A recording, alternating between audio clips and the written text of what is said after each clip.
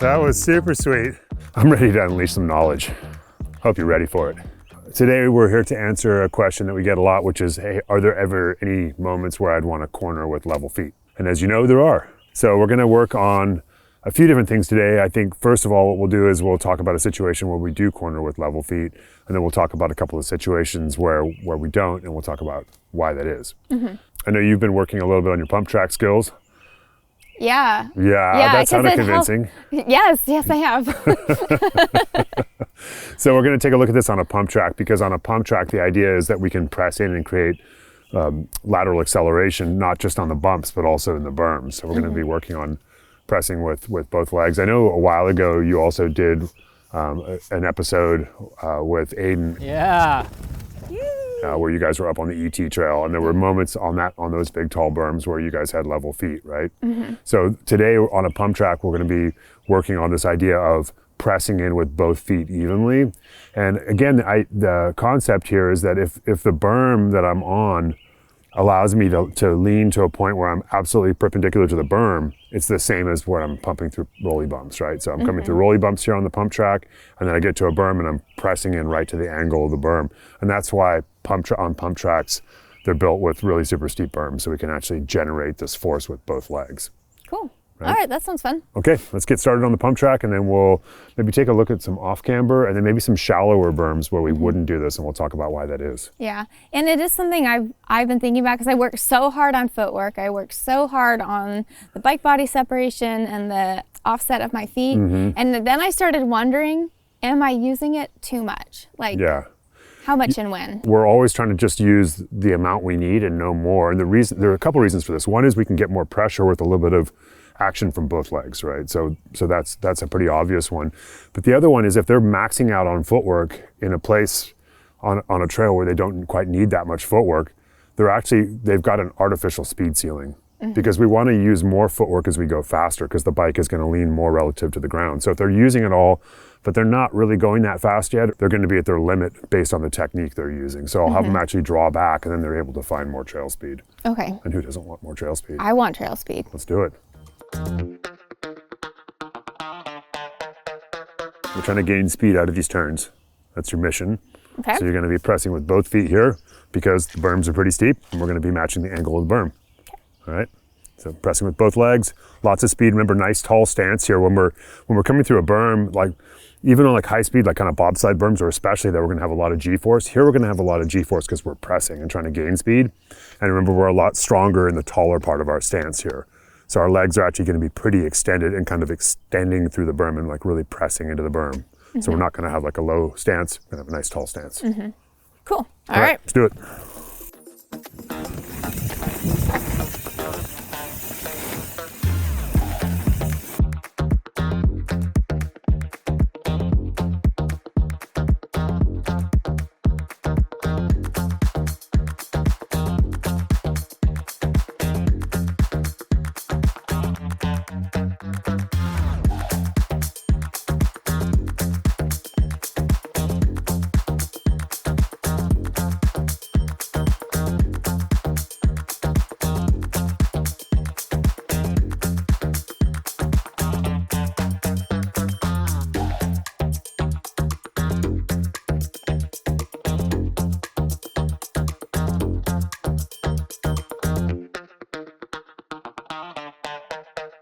This is exhausting. I need to get It's really tiring, isn't it?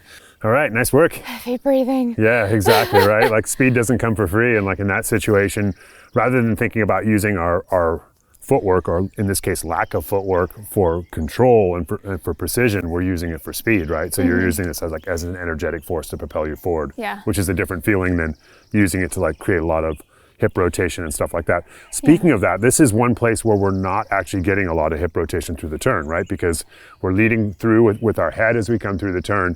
We're pressing both feet and we're just kind of turning our head, and the shape of the terrain is really helping us make the turn.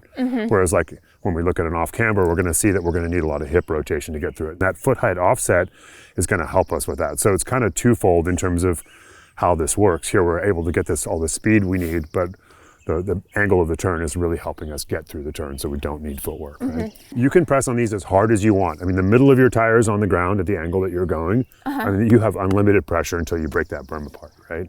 Till I get tired. Until you get tired, exactly, yeah. And so really, again, all we're trying to do when we're cornering is we're trying to press the part of the tire that's on the ground into the ground. So let's go take a look at a couple like more extreme angles. We'll take a look at an extreme angle in off-camber, and then we'll go to some berms where we actually need footwork because they're not quite steep enough to be able to press with both feet. Right? Cool. Let's do it. And so here we've got an off-camber turn. Here our direction, our angle of pressure is going to be moving back into the hill, so we're going to need some hip rotation. So we are going to get some footwork, and that's going to allow a couple different things. It's going to allow us to really get a lot of hip rotation that allows us to drive pressure into the hill, and it's going to allow that outside foot to get up over the edge of the knobby that's on the ground. So basically, no footwork on the pump track.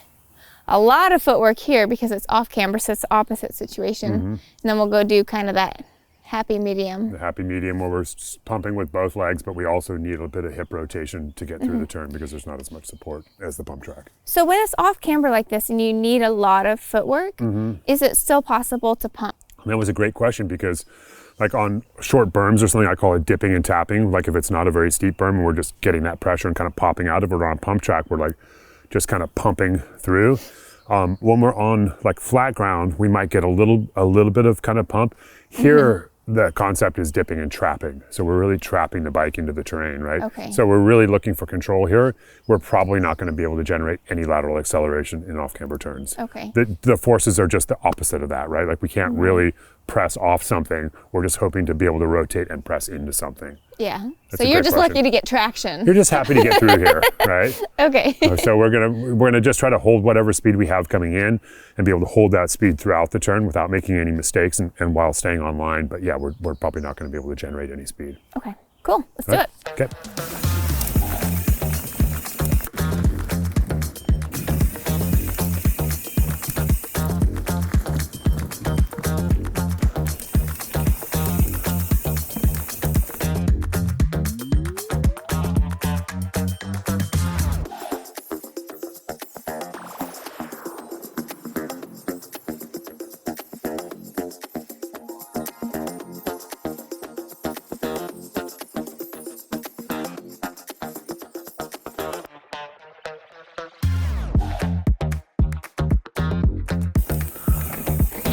Oh yeah, that was awesome, Is that man. what you wanted? That was super sweet, super hot. Nice two-wheel drift into there. You actually started drifting super early. Look at these drift marks you made coming in. Maybe I'll do a normal one. No, also. that was perfect. That was legit. I like the abnormal route. That was way better, man. Look at this two-wheel drift mark. It's insane. So extreme. That is so cool. Nice. Here we are on a trail, super fun trail. Got some little berms, but they're not very steep. And I'll hear people sometimes say, oh, it's a berm trail, so like, you know, use level feet. But in this instance here, if we're riding this trail pretty fast, we're gonna be leaning way past the angle of the berm, right? So as soon as we break past that angle of the berm, that's when we want some footwork because we're going from the middle row of knobbies onto the cornering knobbies.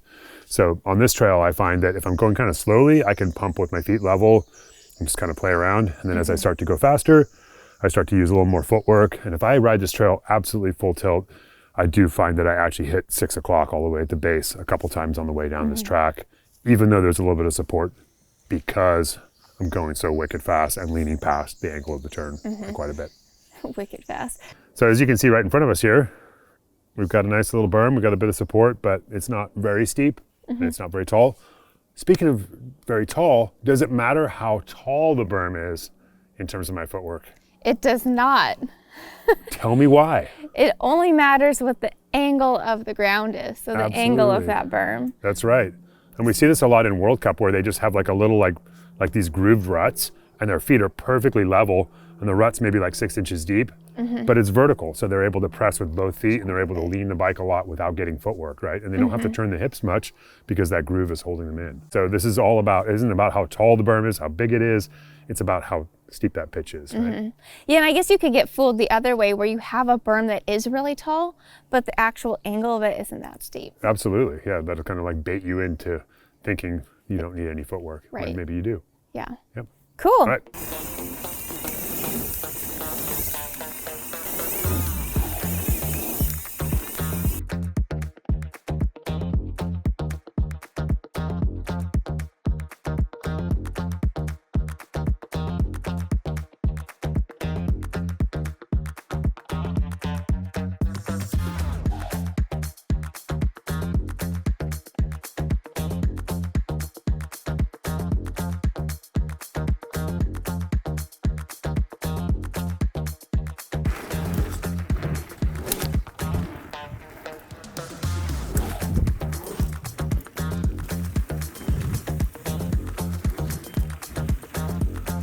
So it sounds like there are several dials here that we're looking at. One is the actual just angle of the berm, and Yeah. 2 is your speed. So if you're not going very fast, you're not leaning the bike very far, you don't need a lot of footwork. Exactly. You're going faster, you need more footwork. Yep. So it's not that you can't ride this with level feet, because a lot of people do, probably most people do, but it's just not optimal. Yeah, it's not optimal.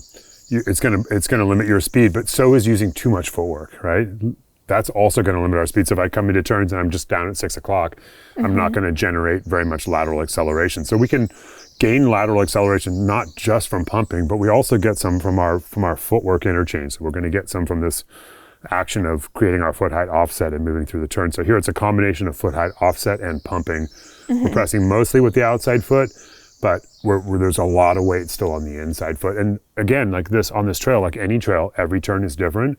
So not only are they going to have like a different radius or a different shape, they're going to have a different camber to the berm, right? So if it's a steeper berm, then I'm going to keep the feet a bit more level. If it's a little bit flatter berm, I'm going to use a little more footwork.